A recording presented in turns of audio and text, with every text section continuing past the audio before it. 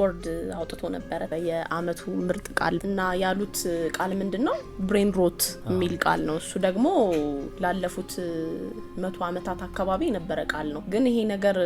አሁን ዘንድሮ ላይ ምን ጨመረው ቢባል ወደ 230% ነው ከስከዛሬ ከነበረው ይበልጥ በተደጋጋሚ ሰዎች የተጠቀሙት ነው ይሄ ደግሞ ከምን ጋር ይገናኛል ከሶሻል ሚዲያ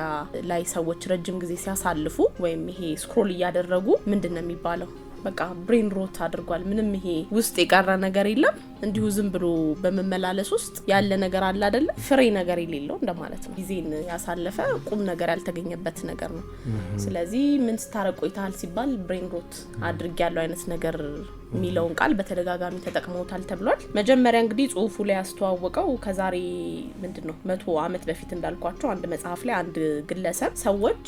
ብሬን ሮት ማድረግ ይጀምራሉ ብሏል ወይም ደግሞ ምንድነው ይሄ ነገሮችን ቀለል ያደረጉ ወደ ውስጣቸው የሚቀር ነገር ሳይኖር እንዲሁ ያዩ ያልፉታል የሚለውን ኮንቴክስት ተጠቅሞ ነበር ከዛ በኋላ ከረጅም አመታት በኋላ አሁን አንሰራርቶ በ230% ያልኳችሁ ጨምሯል ይሄንን ያደረገው ኦክስፎርድ ዩኒቨርሲቲ ከሰዎች ቮት አሰባስቦ ነውና 37,000 ሰዎች ቮት ሰጥተውበታል ተብሏል ኢትዮፒካሊ